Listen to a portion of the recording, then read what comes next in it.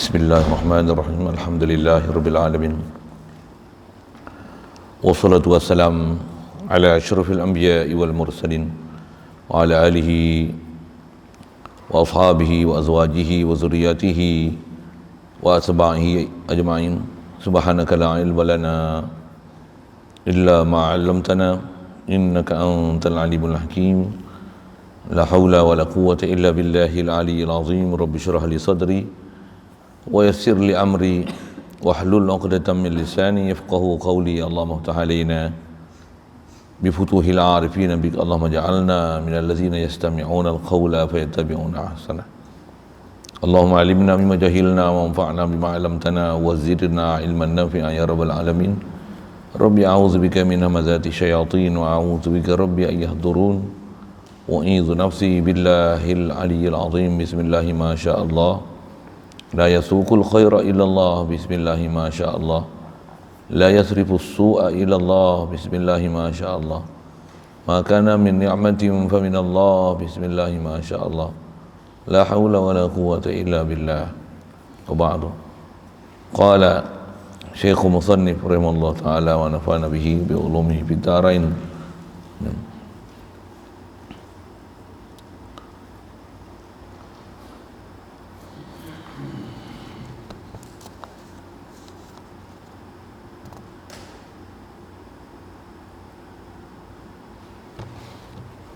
Dan iaitu keadaannya Allah,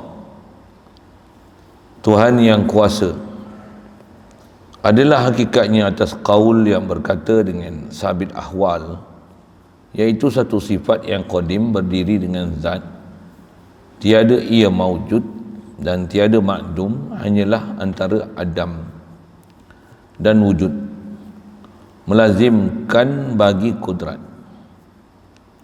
Maka qaul yang muktamad bahawasanya ia bukan sifat, hanyalah amrun i'tibari, yang tiada ada hakikat pada dirinya, hanyalah ia dalam zihin jua.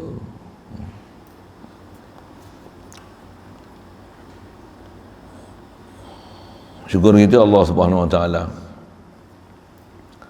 limpah kurnia dia, belas ihsan dia semata, masih beri kesempatan pada kita ada atas muka bumi dia. Alhamdulillah. Syukur diberi kita nikmat Islam. Alhamdulillah. Syukur diberi kita kebolehan untuk taat, jauhkan kita pada maksiat. Alhamdulillah. Syukur diberi kita sentiasa berikhtiar untuk mencari jalan taat dan jalan makrifat, dengan mana diberi kita kesedaran untuk nak belajar, menuntut ilmu, nak mengenal Allah Ta'ala, macam mana nak hidupkan hati sanubari kita supaya banyak rasa sedar dan perasan dengan Allah Ta'ala, dan sentiasa mentauhid Allah Ta'ala, memuji Allah Ta'ala, kita takbir Allah Ta'ala, tahlil Allah Ta'ala, tanzihkan dia daripada sifat kekurangan. Alhamdulillah. Syukur diberi pada kita keupayaan, kesedaran, kelapangan masa, kesihatan, kelapangan, kesungguhan untuk berada dalam majlis umpama ni, yang insya-Allah kita manfaatkan pertemuan malam ni, meneruskan bacaan daripada kitab Sirajul Huda. Hadirin sekalian, kita nak sambung ni, meneruskan perbincangan kita mengenai 7 sifat yang terlazim daripada sifat ma'ani. Atas namanya, istilah dipanggil sifat ma'nawiyah. Dipanggil sifat ma'nawiyah kerana sifat ni terlazim daripada ma'ni. Satulah nama dia ma'nawiyah, disebahkan kepada sifat ma'ani. Maksudnya dia ialah sifat-sifat yang terlazim daripada sabitnya ma'ani, maka tak mungkin sama sekali boleh dinafikan sabitnya ma'nawiyah. Itu maksud. Boleh faham? So, ma'ani itu, ma'ani lah kudrat, iradat, ilmu, hayat, sama, basar, kalam. Tarif yang kita dah belajar lepas, ma'ani ini adalah satu sifat yang memang sungguh, yang subuti, yang wujudi, yang sabit, sungguh ada di zat. Andai kata Allah Ta'ala berikan keupayaan pada kita dan dibukakan hijab untuk melihat Allah Ta'ala, nescayalah melihat Allah Ta'ala, yang Allah Ta'ala memang wujudi, melihat juga kita wujudinya sifat ma'ani di zat.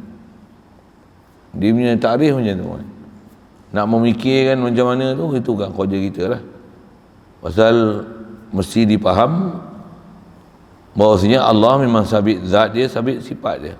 Dia tak ada definisi berbeza lah, zat sifat. Zat lain, sifat lain. Tapi satu hal, zat dengan sifat dia ain.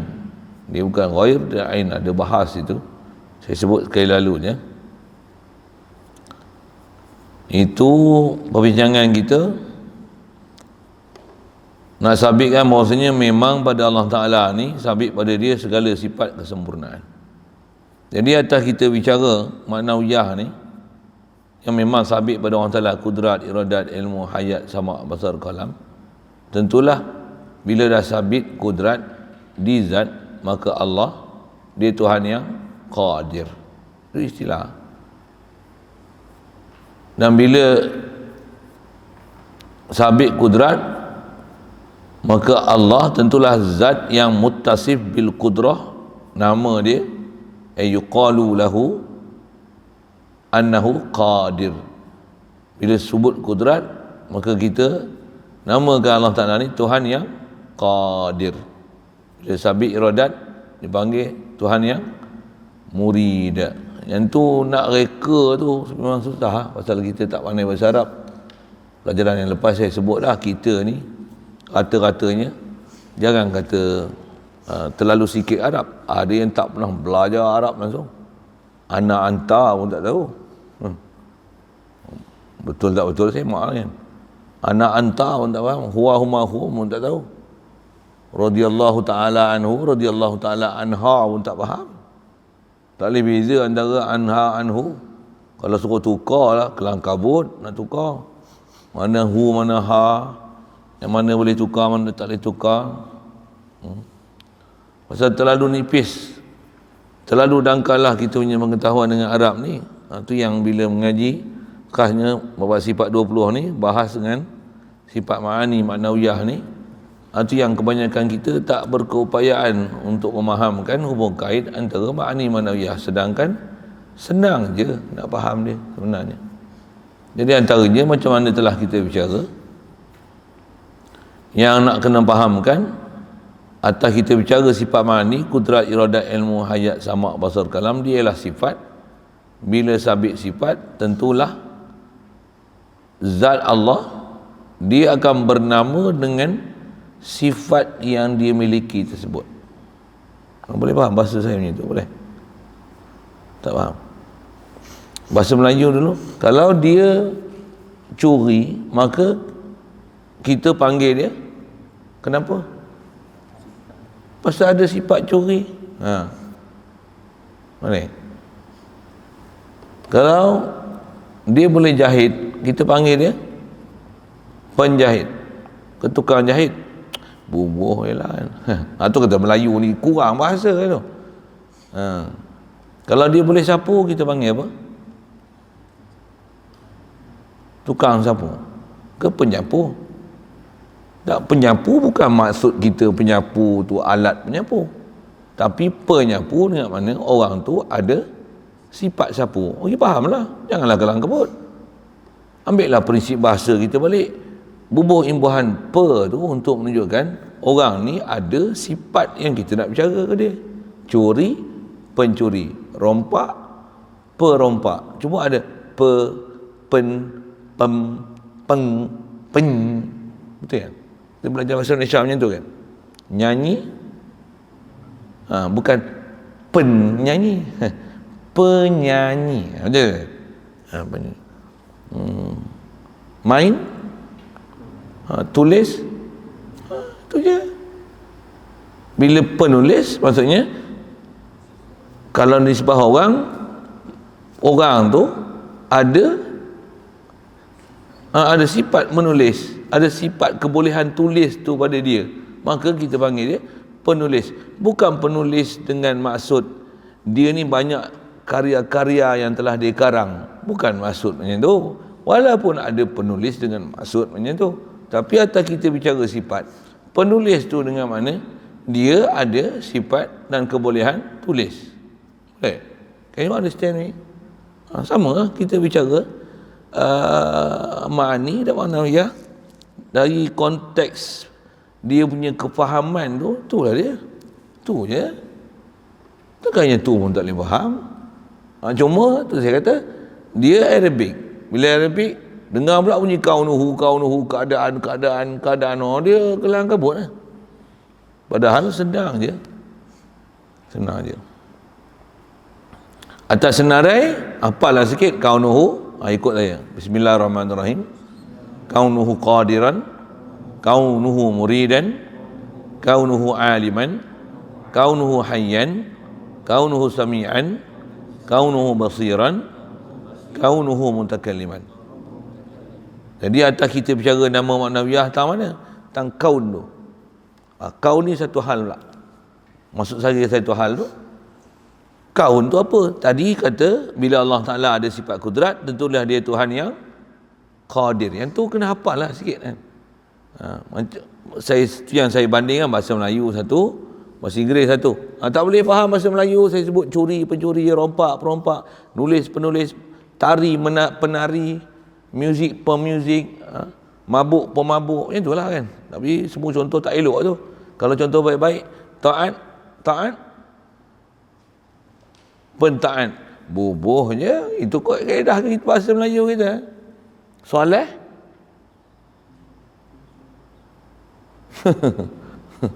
tu bahasa Melayu dia kurang dia jadi bantut tu.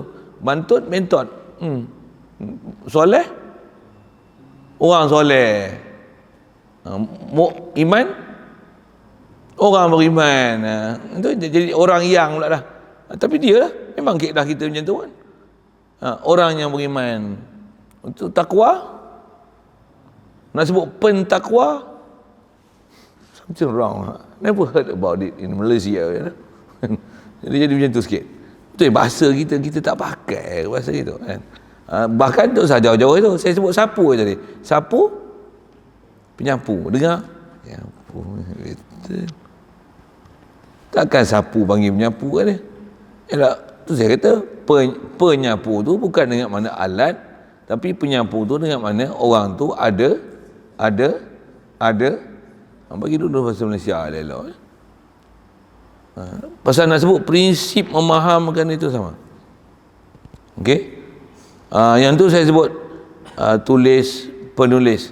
Bila tulis ada pada seseorang tu dipanggil penulis. Penulis tu maksudnya ada zat dia, ada diri dia, dan sifat tulis tu ada pada dia. Tentulah ada keadaan, sifat dan kebolehan tulis tu pada zat dia. Mestilah macam tu kan. Itulah dia panggil kaunuhu.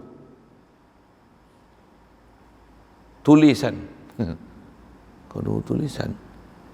Dengan kaedah kaunuhu qadiran tu, kaunuhu muridan tu, tulis kaunuhu. Apa follow tak follow saya cakap apa ni? Ketidak. Kaunuhu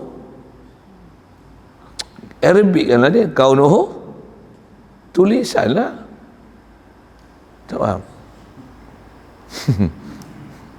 Campur Melayu Arab kan. Kalau dia pandai, tentulah dia pemandai. Bubuh je. Tentulah ada kaunuhu pandaian. Okey, pandai lah tu. Maksudnya format tu dah dapat. Format tu dah dapat. Format, faham format? Metodologi dia, kaifiat tu, tata cara dia, dia punya qawaid, tu kan. Kaedah, pengkaedahan tu kita faham. Mengaji ni antaranya faham kaedah. Bila faham kaedah, baru kita atas istilah akliyah dia boleh qiyas. Qiyas ke sini, qiyas ke sini, qiyas ke sini. Itu pun ada disiplin besar tu tak untuk ada kebolehan qiyas tu. Baik. Jadi sifat ma'nawiyah yang 7 ni yang terlazim daripada ma'ani itu apa dia? Iaitu keadaan Allah Ta'ala Tuhan yang kuasa. Jadi yang ni pertamalah kaunuhu qadiran. Jadi keadaan Allah Ta'ala Tuhan yang kuasa.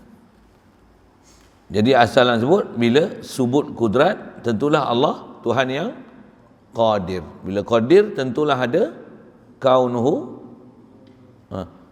Kaunuhu qadiran tu apa? Itulah atas istilahnya maknawiyah. Boleh? Faham? Kalau gitu apa dia kaunuhu tu? Hakikatnya, maksud hakikat apa? Tarifnya macam ni. Dia nak bagi tarif pun atas kaul yang berkata dengan sabit ahwal. Ni kita dah belajar lepas. Yang dia kata setiap syai' ni, nak panggil syai' ni, ada yang kata syai' ni 3, ada yang kata syai' ni 4, syai' ni 4. Mana yang kuat, yang terpakai, yang muktamad mana? 3. Apa dia? Syai' ni wujudi, adami, itibari. Benda yang ada keliling kita ni, benda ada, benda tak ada, ataupun dia bukan benda tapi dia iktibar. Atas, bawah, kiri, kanan, besar, kecil, yang tu iktibar. Tu iktibar. Kalau nisbah wujudi tu ain, zat, sifat, jirim, jisim, yang tu wujudi.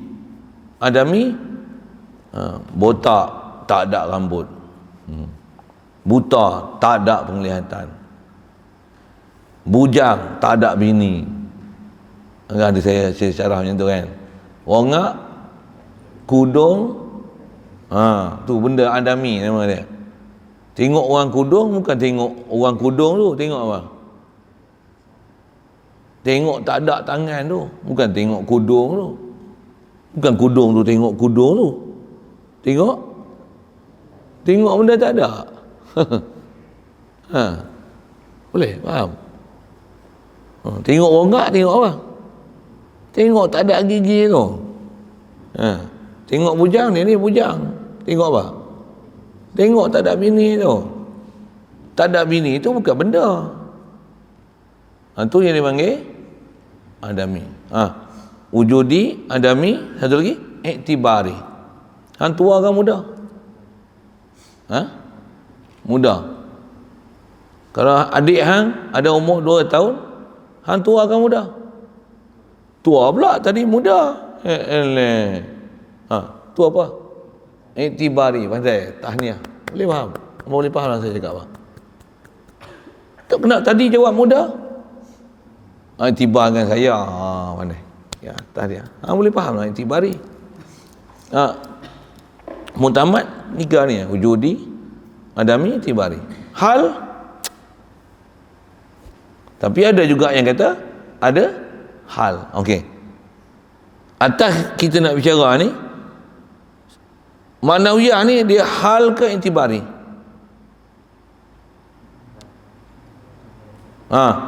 Atas yang kata ada 4, dia kata hal. Atas yang kata ada 3, dia kata intibari. Pasal maknawiyah bukan diri zat, maknawiyah bukan diri sifat. Itu maknawiyah ni apa? Dia adalah satu situasi yang kita hubung kaitkan zat ke sifat. Itulah kaunuhu qadiran, muridan, aliman, hayyan, sami'an, basiran, mutakaliman. Atas sinonim dengan bahasa Melayu, kalau kata ada satu orang ni alim, kenapa kita panggil dia alim? Bahasa Melayu ni pasal ada ilmu. Jadi ilmu tu apa? Alim tu apa? Ilmu tu sifat. Alim satu gelaran yang diberi pada zat yang ada sifat ilmu. Jadi tentulah ada yang melaziman ni, tentulah ada kaunuhu. Apa dia kaunuhu aliman ni? Terjemah dia keadaan alim tu adalah. Apa keadaan alim tu maksudnya? Apa maksud dia? Maksudnya satu keadaan yang orang ni, zat ni sabit ilmu di dia. Memang ada. Satu kita panggil alim. Kalau tidak, mana boleh nak panggil alim? Boleh? Faham? Benar ke? Pelajaran macam ni kadang dia susah sikit. Ni bukan susah, simple aja sebenarnya. Cuma nak tengok kat mana tu. Boleh follow tu? InsyaAllah boleh follow dia nak sebut ni. Jadi takrifnya, jadi saya dah cerita tadi lah sekali lalu apa yang dia panggil hal dan itibari. Memang mengaji pun selalunya nak memahamkan wujudi adami itu satu hal. Dengan contoh-contoh saya bagi tu, insyaAllah dengan contoh tu kadang faham. Dan contoh juga saya dah beri untuk menunjukkan perbezaan antara hal dengan itibari. Cuma yang saya tanya-tanya ni itibari kan? Besar, kecil, tua, muda, atas, bawah, depan, belakang kan? Capal tu depan ke belakang?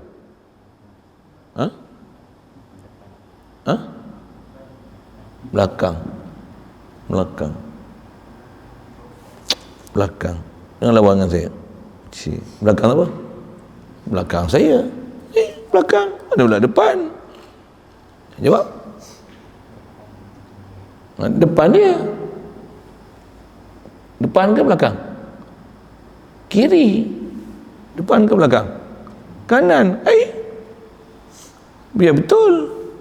Benda yang satu boleh jadi kanan, kiri, depan, belakang. Iktibari. Tengoklah siapa yang bercakap. Sebenarnya depan ke belakang? Kalau tengok dengan masjid, dengan arah kiblat, duduk depan lah. Kalau dengan bercakap dengan saya yang bercakap, tu capal. Sekarang capal tu belakang saya lah. Iktibar dengan saya. Kalau iktibar dengan masjid, dengan menghadap kiblat, dia di depan. Boleh? Faham? Itu apa? Depan, belakang, atas, bawah ni apa? Iktibari. Saya nak uraikan iktibari. Iktibar. Besar, kecil, tua, muda. Itu juga gelaran yang diberi. Datuk, bapa, suami, guru, murid. Pasal apa? Pasal iktibar. Saya apa? Suami. Saya apa? Bapa. Saya apa? Anak. Saya apa? Guru. Saya apa? Saya pelajar. Guru pun boleh, pelajar pun boleh. Bahasa yang sama. Boleh? Guru iktibar, saya ada murid, saya ajar. Saya juga adalah murid, iktibar, saya ada guru. Boleh? Yang tu dia panggil Iktibari. Iktibari tu apa? Benda ke? Sifat ke? Apa? Iktibari ke? Dia pemerhatian. Dia adalah pandangan. Nama I'tabara ni perhatian. Dia adalah pemerhatian. Nama I'tabara ni iktibar. Dia pemerhatian yang kita perhati. Buat satu perbandingan antara satu sama lain, besar, kecil, tua, muda. Itu adalah iktibari. Ngaji ni dalam bab sifat 20 yang ni adalah selalu bab yang kalau saya punya pengalaman dulu belajar bab yang nak mabuk sikit ini dia tak apa cekak lagi nak beza. Tambah tak pernah dengar langsung kalau muntah hijau langsung. Tapi tak susah sebenarnya. Dengar elok-elok. Memang maksud nak belajar Allah memang boleh faham. Saya pernah ajar budak-budak je. Budak-budak pondok, ada yang besar, ada yang tua, ada yang muda. Ada yang budak-budak tu umur 13 tahun. Rata-ratanya, puratanya, kalau baru mari ni 13 tahun lah. Saya ajar. Boleh faham? Boleh faham? Faham apa? 14. Ni kita tak jumpa budak 9 ni. Budak 9 tak panggil lagi. Tak sihat lama. InsyaAllah mari tak lama. Tengok budak 9 pun faham. Boleh faham? Boleh. Boleh sebenarnya. Okey, siap. Jadi hakikatnya atas kaul yang berkata dengan sabit ahwal. Okey, kalau itu apa dia kaunuhu ni? Kata dia kaun ni satu sifat. Sifat pula kodim. Bila kata sifat dia berdiri di zat. Tapi sifat ni dipanggil hal pasal apa? Pasal apa tak panggil sifat semata-mata? Pasal apa tak panggil wujudi? Kenapa panggil hal?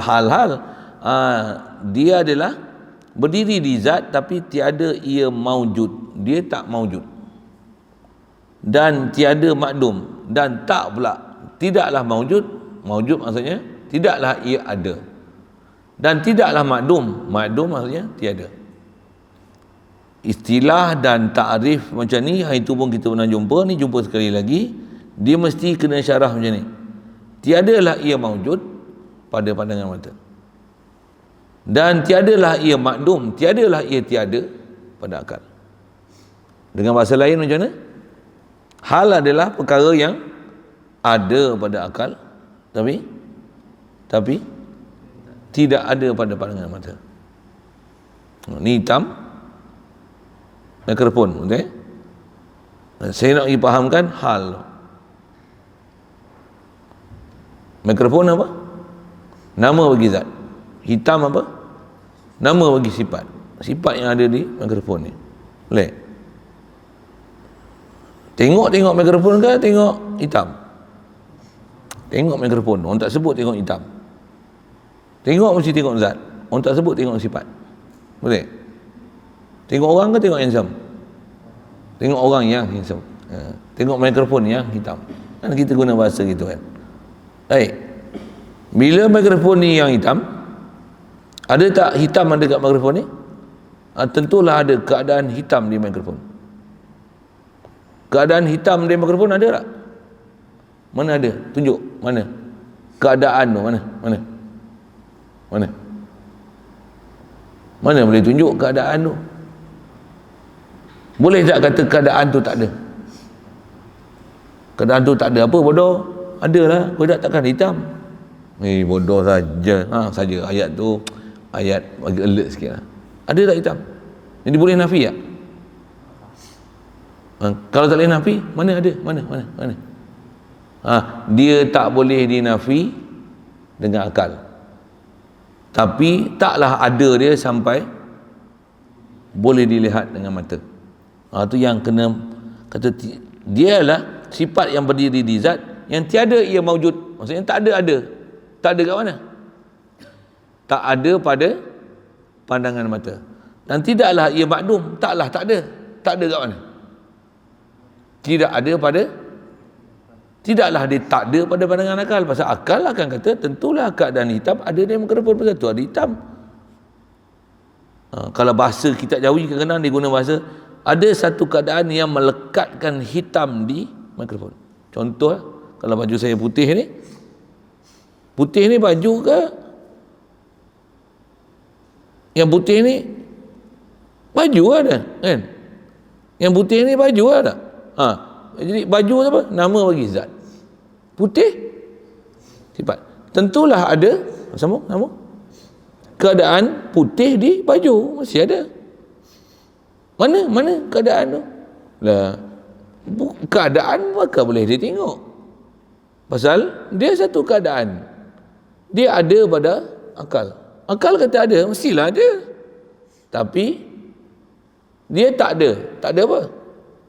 Tak ada pada pandangan mata. Setiap tempat bila mendefinisikan hal mesti macam tu, kena tak ada dalam dia.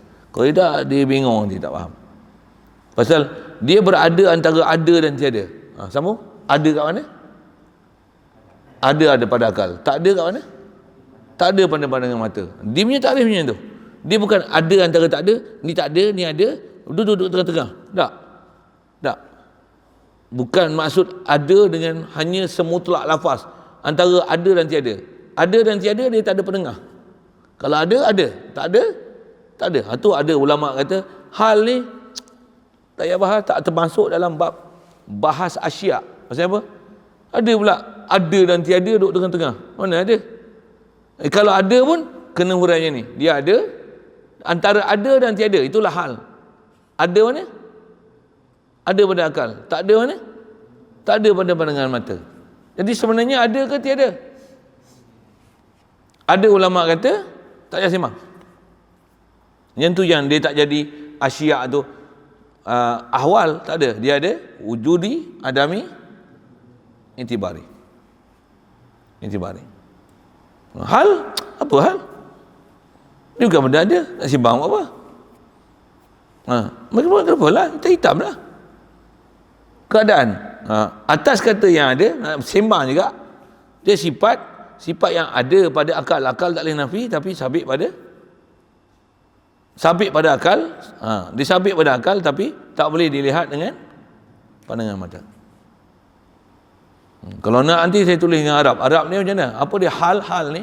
Dia la malam tartaqi ila darajatin mawjudatin hatta tusyahada walam tanhatta ila darajatin ma'dumatin hatta takuna adaman mahdan. Itu saya mula-mula belajar tauhid dengan kitab Arab, kitab Kifayatul Awam. Kena hafal hal tu apa. Itu hafalan saya. Saya belajar tu umur saya 17, 18 tahun. Sekarang umur saya baru 8 tahun. Masa tu 18 tahun. Masuk kelas 1 Senawi. Belajar kitab Arab. Nama dia Kifayatul Awam. Macam ni ya? Uish. Ustaz tu kata apa? Hafal. Ustaz yang mengajar tu pun meninggal. Dia kata hafal. Tu dia tasbih kan. Awak tak kerti apa, ngapel. Tu kalau nak dia saya bagi. Tapi bila kita dah mengaji lama tu, punya mahal apa benda kita hafal tu. Mahal dari segi nak memahamkan apa yang dipanggil hal tu. Boleh faham saya sebut apa. Jadi kalau gitu, atas kaul yang kata hal, dia sifat yang ada, sifat yang berdiri di zat, tiada ia ada dan tiada pula tiada. Saya dah bagi huraian tadi dengan takdir dia. Dengan bahasa lain, dia ada pada akal tapi tiada pada pandangan mata. Dia hanyalah antara Adam dan wujud. Dia duduk tengah-tengah. Jadi Adam tak mana? Adam pada pandangan mata. Wujud pada zihin. Istilah dia pakai wujud pada zihin. Apa zihin? Akal. Wujud pada zihin. Tak wujud pada pandangan mata. Mesti telan. Pasal pelajaran tu dia susah sikit. Bila pula saya nak ajar, saya tak tahu. Bila kelapangan kita nak berjumpa pula, saya nak ajar pula sekali lagi, hal tu apa, tak tahu lah. Yang saya mengaji ada guru ajar. Mengaji ni belajar, dapat, tambah jumpa benda baru, jangan tangguhkan faham dia. Dengar elok-elok sampai hadam. Betul ada petua pula. Petua ni, petua kan. Supaya jadi darah daging apa faham tu. Macam mana? Tengah belajar tu, bila faham, buat macam mana? Buat telan air liur dan niatkan, ya Allah, macam mana aku telan air liur ni sebahagian daripada darah daging aku, pasal masuk dalam perut aku. Macam itulah kau jadikan apa yang aku faham tu darah daging aku, sampai aku faham dengan darah daging. Aku tak lupa lah bila-bila. Alhamdulillah, saya tak lupa lah sampai sekarang. Dan saya faham apa benda saya cerita. Dan bertumbuk tak apa. Tak pasal saya faham sangat. Petua lah tu. Orang kata hadis mana? Mana dalil? Kalau Wahabi, Cik B dia kelayan tu dah. Lah ini bukan dalil lah bodoh. Ini cerita tafaul, ambil berkat sempena. Doa macam mana aku telan air liur ni jadi sebahagian daripada darah daging aku yang aku telan. Macam itulah kau jadikan apa yang aku faham ni sebahagian daripada darah daging aku, mesra dengan diri aku boleh faham nanti apa maksud hal. Yang dipanggil hal tu, malam tartaqi ila darajatin mawjudatin hatta tusyahada walam tanhatta ila darajatin ma'dumatin hatta takuna adaman mahdan. Nak nanti saya tulis. Kalau yang live nak nanti suruh admin tulis. Minta 5 kupang seorang. Tak pun bagi star. Situ Facebook cerita star. Bagi star 3,000 kat saya. Okey. Ada itu saya melawak bodoh, tak adalah kedekut nak mampus betul tu. Ada lah, tapi nak bangun menulis tu macam tu sikit, bukan semua orang tak pun kan.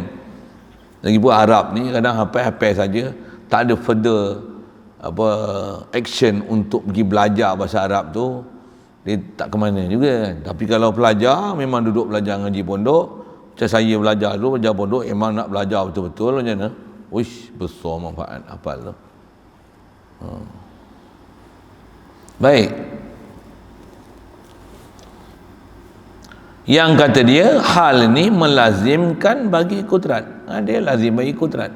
Maksudnya bila ada kudrat tentulah ada kaunuhu qadiran. Boleh.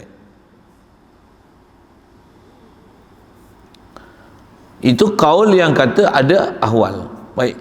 Maka kaul yang mutamad, kaul mutamad mana yang kata asya' ni 3, wujudi, adami, i'tibari. Hal tak ada. Kalau hal tak ada, ni kaunuhu ni apa? Bahawasanya ia apa? Ia maknawiyah ni bukan sifat. Maknawiyah ni bukan sifat. Satulah atas kaul Abu Hasan Asy'ari, dia kata apa? Kita belajar berapa yang wajib? 13. Kenapa? 7 tu maknawiyah tu tak payah bilang asing pasal dia bukan sifat. Itu apa? Kalau dia bukan sifat. Atas kata 20 tu dia kata maknawiyah tu pun sifat. Nama dia sifat maknawiyah. Kan? Sifat apa? Sifat hal. Tapi kalau ikut Abu Hasan Asy'ari dia kata bukan sifat. Itu kalau bukan sifat ni apa?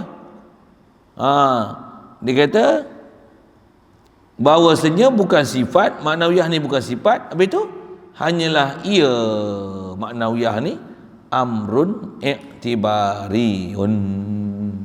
Dia amrun i'tibari. Bila hitam ni ada kat mikrofon, bila ada mikrofon yang berwarna hitam, mestilah hitam tu ada kat mikrofon. Dan kita kata ada tu pun i'tibari ya. Sebenarnya ni hitam ke mikrofon?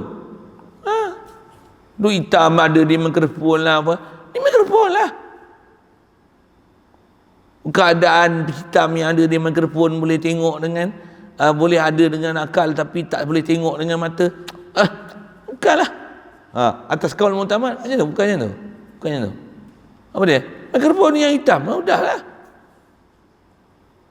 Boleh faham saja ke apa? Boleh faham? Boleh. Erti? Dan memang kita hari-hari kita bercakap yang Abu Hasan Asy'ari punya. Ni apa? Kipas. Sebut kipas lah. Tengok benda kipas, kita sebut nama dia, sifat dia untuk hasilkan angin, warna dia macam ni. Nak hurai warna pun warna apa? Warna kelabu. Warna apa ni? Nak sebut warna pun susah kan? Warna kelabu tiap enjin dengan apa? Bubuh je lah. Black dark apa-apa payah nak sebut warna kan. Kalau putih tak apa lagi, hitam tak apa lagi, kena tonton warna apa payah je. Hijau pokok pisang, hijau apa? Hijau pasti, hijau pas, hijau apa lagi? Hijau lalang, hijau kuat sikit. Hijau rumput, hijau pucuk pisang, hijau apa ya? Kuat sikit. Hijau apple kan. Kuning apa? Kuning Ferrari, kuning apa? Kuning langsat, kuning. Nak cerita sifat kuning tu kan. Jadi nak cerita apa? Langsat. Sudahlah. Tengoklah apa yang ada kat langsat tu. Jadi mesti ada zat, mesti ada sifat. Tu nak cerita hal pula. Apa hal kau ni? Mestilah langsat tu ada sifat dia. Kau tengoklah macam tu lah. Langsat tu langsat macam tu lah. Tentu ada zat, ada sifat dia. Habis. Jadi, duk kata macam, mestilah kuning langsat tu ada kat langsat. Apa ceritanya? Itu i'tibari ya. Kita kata zat dengan sifat tu pun sebenarnya i'tibari ya. Sebenarnya apa? Zat. Mikrofon ke hitam? Mikrofon yang wanita nak tinggal langsung tak boleh ya. Itu yang ada bahas di banyak orang jumpa apa dia. Bila kita bahas zat sifat ni atas definisi berbeza, tapi dia sebenarnya ain, bukan ghair. Jadi sebenarnya sifat dan zat ni bukan ain, bukan ghair. Apa benda tu? Nanti belajar. Dia ada istilah. Jadi kalau dah boleh faham pun memang ada nak faham lagi. Pula tu nanti dalam konteks tauhid macam mana? Nak faham yang zat dengan sifat dia memang bukan ain, dia bukan ghair. Tak mana bukan ghair. Pasal mana boleh berpisah antara sifat dan zat. Zat dengan sifat, mana dia berpisah. Tapi nak sebut sifat tanpa zat, sebut zat tanpa sifat, mana boleh. Jadi itu yang istilah dia bukan ain, dia bukan ghair. Yang tu saya sebut ke depan sikit lah. Dia punya label belajar pun macam tinggi sikit. Memang tinggi sikit tak? Susah sikit tak faham? Faham tak? Itu sikit lah. Goyang juga nak faham tak? Ha? Lagi ya? Tengok dia tengok lampu, tengok kipas, lagi yang kau tak boleh faham. Dah lah benda tu susah sikit. Kau tak tumpu perhatian pula. Boleh faham? Saya kata bukan ain, bukan royer, boleh faham tak? Kalau budak-budak mak bapak pun yang live ke apa yang duk tengok ni boleh faham tak? Tu sekali lagi saya nak sebut. Agak-agak kalau anak hantar mak ganja tu yang kaki rokok ke apa ke, yang dah kaki ketum tu ke, yang ketagih main game, kalau hantar main sini agak-agak faham tak? Fikir-fikir lah nak hantar. Janganlah ajar hak JJ. J apa? Jahil. Janganlah ajar tu. Ajar yang nak hantar madrasah M, yang cemerlang SPM, yang memang nak mengaji. Tak pun setidaknya dia nak perubahan, tapi syarat nak ubah, memang nak mengaji. Tak ada duit, kami pun tak minta yuran. Orang pun bagi infak macam-macam, sampai tak larat nak makan. Makan pun dengan berhemah lah, tak ada lah bazir gitu kan. Kadang nak makan untuk mengaji, bukan makan untuk bersedap-sedap, menterdarah sedap hari, bukan. Ada hari sedap lah juga, ada hari padat lah. Nasi goreng padat lah. Nasi goreng tomat, toge pun ada orang tak makan pun dah. Bubur kobis, bubur cabai sikit, rasa bubur dengan kicap makan. Ada sambal pula, sambal apa? Sambal hitam, sambal nyet, dengan kicap. Jadi dan padat lah. Tak ada duit tak apa, mari janji nak mengaji.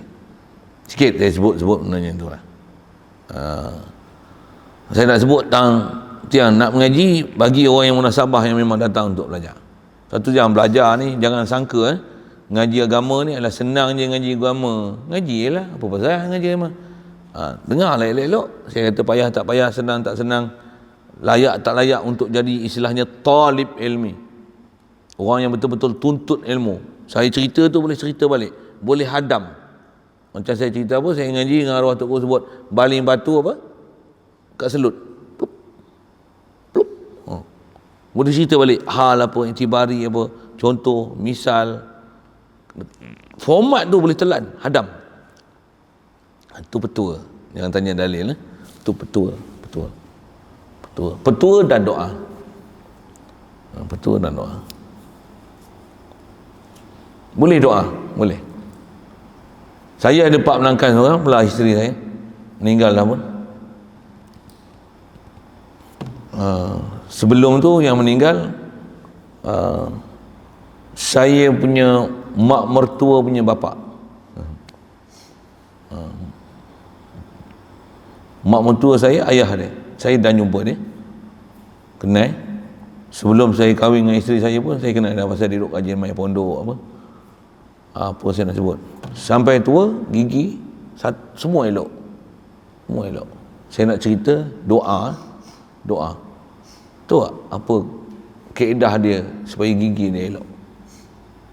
Pakai Colgate, tak usah pakai Colgate nama pun jijik lah. Kenapa? Ada bunyi babi lah apa kan, tak pakai syubha, pakailah ala gel. Lagi Olive House, kita iklan sikit. Ni memang buat iklan, nak tengok Facebook pun ada iklan. Ni iklan lah, benda-benda orang Muslim kan. Apa nak cerita, apa betul dia nak bagi gigi dia tahan. Lidahku gigiku, tertanggal lidahku, tanggallah gigiku. Lidahku gigiku, tanggal lidahku, tanggallah gigiku. Dia doa tu apa dia? Ya Allah, aku ada gigi, ada lidah ni. Lidah aku tanggal, baru tanggal gigi aku. Selagi lidah aku tak tertanggal, tu usah tanggalkan gigi aku. Memang tak tanggal, rosak pun tak. Bila tanggal gigi? Bila dah mati, lidah dah hancur, baru gigi luruh. Tua sampai mati, gigi cantik, atas bawah tak ada lubang. Apa tu? Mujizat ke apa? Doa.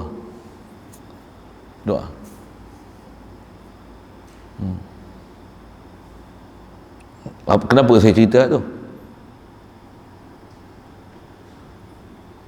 telan air liur.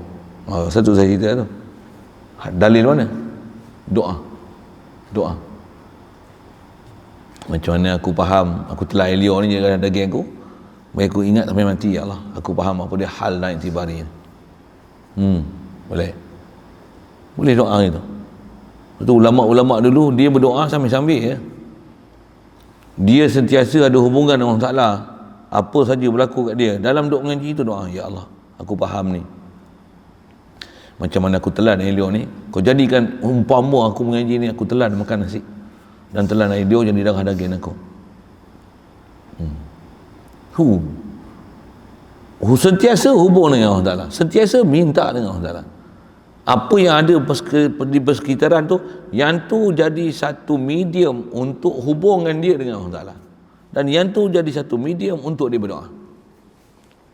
Itu kaedah untuk guru ulama kita dulu. Kalau ada bisul, macam mana nak jampi bisul lagi kecil? Dia orang jampi itu doa dengan sebut je benda kan. Saya pun tak ingat dah, saya bukan hafal kaki jampi kan, tapi cerita orang tua dulu. Kalau dia nak berubat, dia doa, tapi dengan dia sebut besar kecil besar kan. Yang besar jadi kecil, ya Allah hilangkanlah bisul ni. Dia sebut kecil besar kecil. Yang besar jadi kecil, ya Allah hilangkanlah bisul yang besar ni, kecilkanlah dia. Pecah. Lepas doa pecah lalu.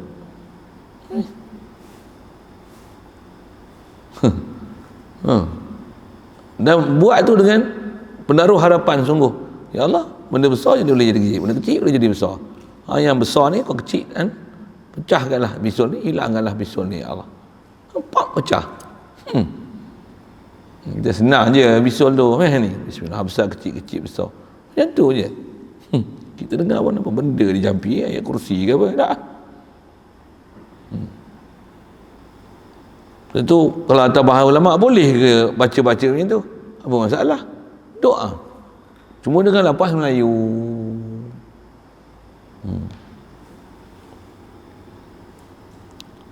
Apa cerita tu? Asal nak cerita telan air liur. Jadi atas kita bicara ahwal tak sabit, itu qaul mu'tamad. Apa dia? Jadi kaunuhu ni bukan sifat. Apa itu apa? Dia amrun itibari. Bila amrun itibari, asal terjemah amrun itibari tu perkara itibari, perkara yang nisbahkan pada pemerhatian. Itu terjemah lah. Itibar ni bin nazar, dia umurun itibariun, bahasa lain dia umurun nazariyatun, bahasa lain. Nazar apa makna nazar? Pandang. Nazoro, apa makna nazoro? Apa seerti dengan nazoro? Ro'a, asalnya ro'aya, ro'aitu ahada asyara kaukaba. Nanti jumpalah ini surah balik. Ro'a, nazoro, ro'a. Dia termasuklah umurun itibariyah, bahasa lain ni umurun nazariyah. Dia benda pemerhatian, perhati ya. Sebutlah apa dia, macam mana zat, sifat, benda perhati. Okey, siap. Jadi bila benda perhati, dia bukan wujudi, dia bukan ada ain benda. Keadaan bukan benda, bukan tak ada, tapi iktibar. Apa dia? Mikrofon warna hitam, maksudnya pandang, tengok mikrofon tapi ada warna hitam, udahlah. Apa? Memang kita duk guna macam tu hari-hari. Saya kata ni lantai mozaik, siling kapur misalnya, dinding putih, kan kita dah sebut macam tu kan. Yang kita sebut dinding putih, zat sifat. Dinding putih maksudnya putih tu ada kat dinding tu, tak sebut pun ahwal ke intibari ya, tapi benda tu memang kita faham macam tu kan, memang macam tu kan. Dinding putih, udah. Tapi atas istilahnya dinding benda wujudi, putih pun wujudi. Betul? Putih ada di dinding tu, itibari. Sekejap. Itulah makna ya. Sekejap. Kepahaman tu nanti faham semua untuk qadiran, muridan, aliman, hayyan, sami'an, basiran, untuk kalimat. Jata khilaf, kata dia itibari ataupun ahwal. Kalau ahwal tadi dia apa? Dia satu keadaan yang ada di zat, yang ada pada akal, tapi tak ada pada pandangan mata. Kalau nak kata ahwal. Ya. Jadi atas kata di amrun itibari, tiada ada hakikat pada dirinya, hanyalah ia dalam zihin juga. Jadi atas kata itibari, dia bukan dengan takrif ahwal tadi. Itibari ni apa? Dia ialah perkara yang akal, tu yang bahasa lain dia dipanggil umurun itibariyun, nama lain dia umurun nazariyah. Perkara-perkara yang jenis kena penilikan, dia kena pemerhatian. Nazar tu dia pemerhatian, penilikan, bukan dengan mata tapi dengan zihin. Memang zihin pun dengan akal ni. Dia warna putih, akal yang kata ni putih. Siap. Atas bahasa macam tu, nama dia umurun i'tibariyah.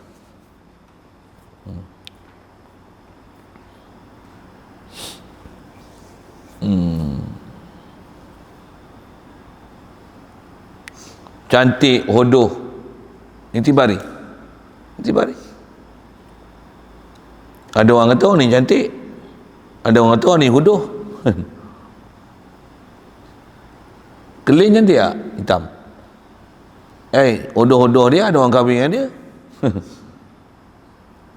Untuk lelaki dia kata cantik, saya punya isteri banyak cantik, tunjuk-tunjuk tu dia macam pokok kuali, tapi pada dia cantik. Sorry, pokok kuali tu kan. Pada dia cantik, kita tengok hodoh, kan? Ada orang kata ni ratu cantik dunia, kita tengok tak semenggah aku, hodoh nak mampus. Tapi hakim-hakim dalam dunia yang kata cantik. Kenapa tu? Apa tu? Itibari. Ada orang tengok macam ni, ada orang tengok sudut macam ni, ada orang nilai macam ni, ada orang nilai macam ni.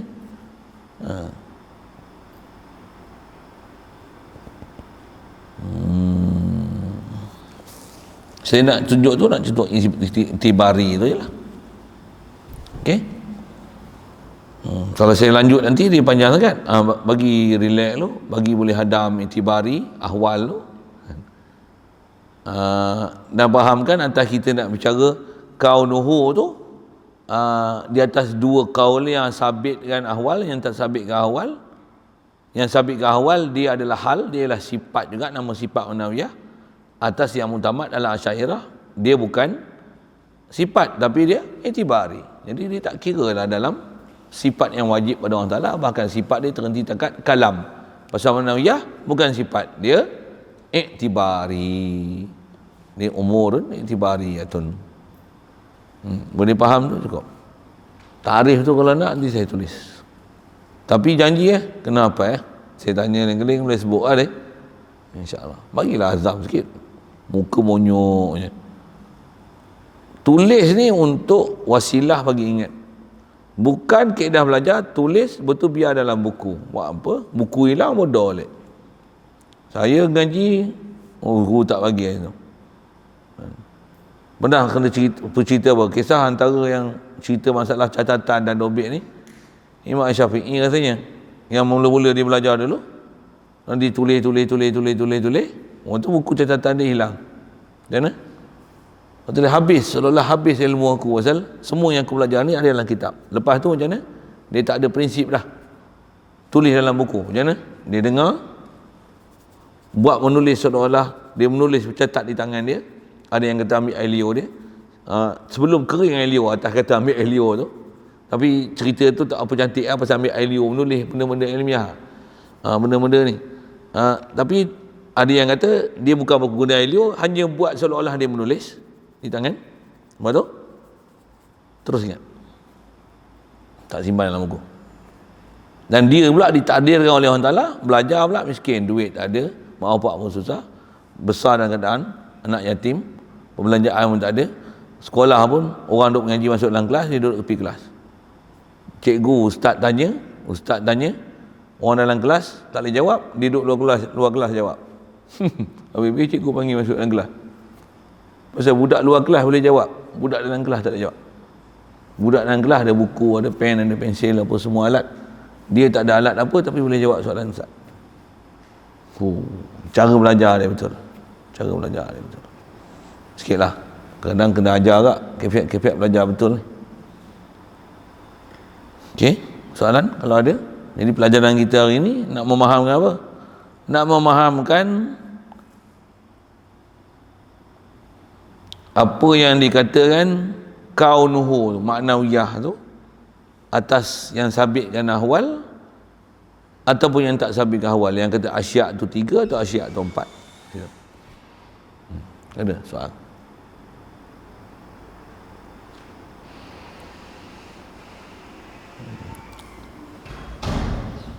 InsyaAllah sambung kita muridan. Jadi kalau nisbah kita dah bicara tu, kita baru sebut qadiran lah. Jadi qadiran ni apa? Menurut itibari, nak menunjukkan kata sabitnya kudrat di zat. Habis? Dah. Atau istilah apa? Dia common sense, dia benda understood. Bila Allah buat langit bumi, tentulah Allah qadir. Maksudnya apa? Subut kudrat. Habis? Itu je. Itulah kaunuhu qadir. Atas kaul muktamad, atas kaul Abu Mansur Maturidi yang sabit ke ahwal, kita tahu macam mana? Dia satu keadaan yang sabit di zat, tapi tak boleh dilihat dengan mata, tapi sabit dengan akal. Kan dengan tu kan. Nak takrif macam tu, apalah Arab tu nanti. Kalau tak ada, apa dia? Kaunuhu qadiran ni, dia tibari nak menunjukkan subutnya kudrat di zat. Baik.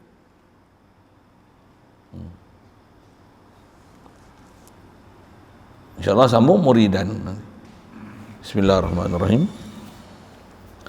Allahumma nawwir qulubana min nuri hidayatika kama nawwartal arda min nuri syamsika abadan abada bi rahmatika ya arhamar rahimin warzuqna fahman nabiyyin wa hifdzal mursalin wa ilhamal malaikatil muqarrabin wa sallim tasliman ala jamil anbiya'i wal mursalin walhamdulillahi rabbil alamin.